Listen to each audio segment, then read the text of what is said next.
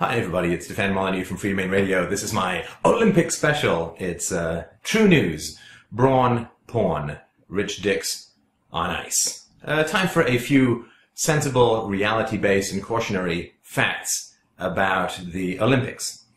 The Olympics, of course, is always sold to the captive citizenry as a way to make money, as if somehow your taxes being siphoned out of your wallet and your children's futures and going to developers and athletes and IOC executives is somehow going to make you richer. Well, of course, it's not true at all.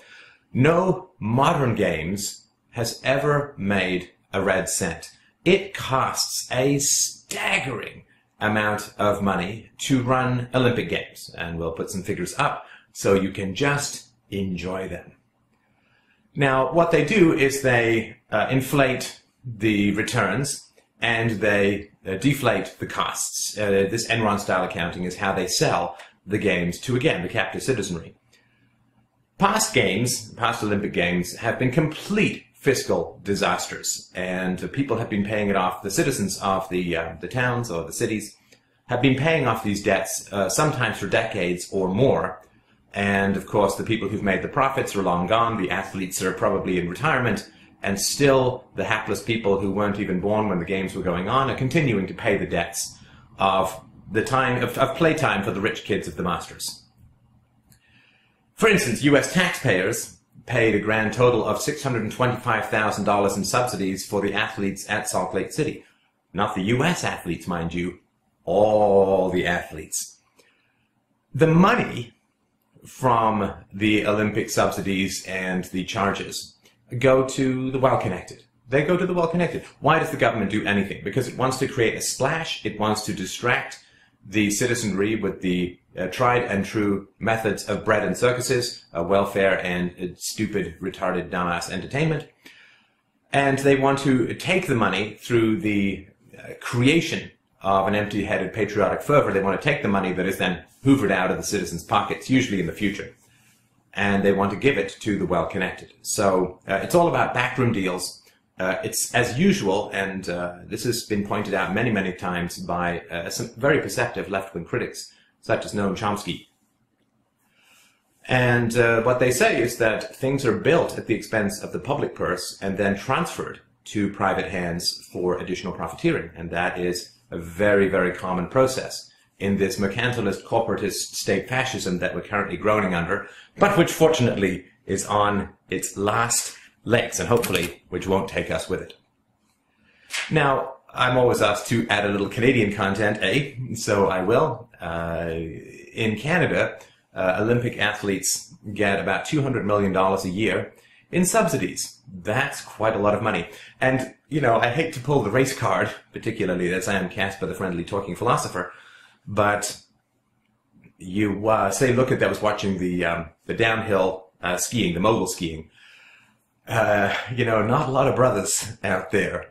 This is, of course, all rich kids, because in order to compete in these Winter Olympics, which are all very expensive to compete in, and, you know, just sort of by the by, before everybody tells me, oh, you hate sports, I love sports, and I'm quite a sportsman in my own way. I competed in swimming, in running, in water polo, I play tennis, I play squash, I lift weights, I love sports myself. Volleyball, beach volleyball in particular, is a great favorite of mine. I love sports. I just recognize sports for what they are, as a goddamn hobby, not a career where I have to get other people to pay for my whims at gunpoint.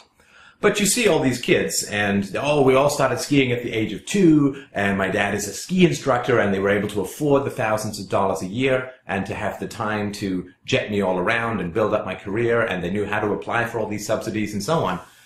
This is all playtime for rich kids. And, hey, nothing wrong with rich kids. I hope that my daughter will grow up wealthy someday. But this is not something that we want to get the poor to subsidize as the playgrounds of the rich. It's really quite embarrassing to look at. Sports as a whole would not exist at all in its current configuration without massive, blinding subsidies from the state. In the 20th century, just in America alone, more than $20 billion, $20 billion has been spent on major league ballparks and stadiums and arenas, 14.7 billion on government subsidies to sports, and these are just the direct subsidies. There are many, many more indirect costs that have accrued to taxpayers as a result of sports. And here's the thing that I find particularly galling about these rich dicks on ice is every time you see them at the end of the race, or they get interviewed, or people say, you know, how did you get here and all that, they all thank their parents. They all thank you know, their own dedication. They thank their coaches. They thank their supporters. They thank their fans. They thank their friends. They thank their siblings. They thank their fucking dog. But you know what I have never ever seen a taxpayer subsidized athlete ever do is thank the taxpayer. Oh, that's unthinkable. You see in the Olympics, this event is brought to you by, you know, X corporation or X company. This is nonsense. The whole mess is brought to you by taxpayers at the point of a gun. The whole confused mess is brought to you by taxpayers at the point of the gun, most of whom aren't even born yet, who will continue to pay off the debts for these rich kids to go around and play in the snow. And that to me is shameful. And it's not so much shameful that the ruling class doesn't thank the tax slaves for building them pretty courses to play around in. What is embarrassing is seeing all of the taxpayers cheering them on. All of it's like watching cows, you know, clop, clop, clop, cheering off the rich kids as they fly away, subsidized by the milk taken from the cows so that the cows' own kids go hungry. If you've lost your job, if you are having a tough time finding a job, if you're finding things economically crumbling, if your debt is mounting, if the value of your family house is falling, it's not all because of the Olympics, but it's because of a principle behind the Olympics. Please, for the love of all that's holy, for the sake of your children's future, please stop cheering the ruling class as they gouge you for their own fun, profit, and entertainment. Please, please stop cheering empty suits who happen to be close to you.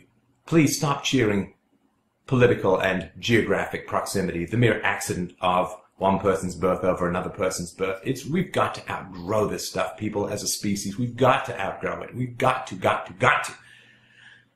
Because while you're watching the rich kids play, they have one hand reaching for a medal. They have another hand deep inside the pockets and futures of you and your children. And as they slide deeper and deeper down the hill, your kids slide deeper and deeper into debt and enslavement.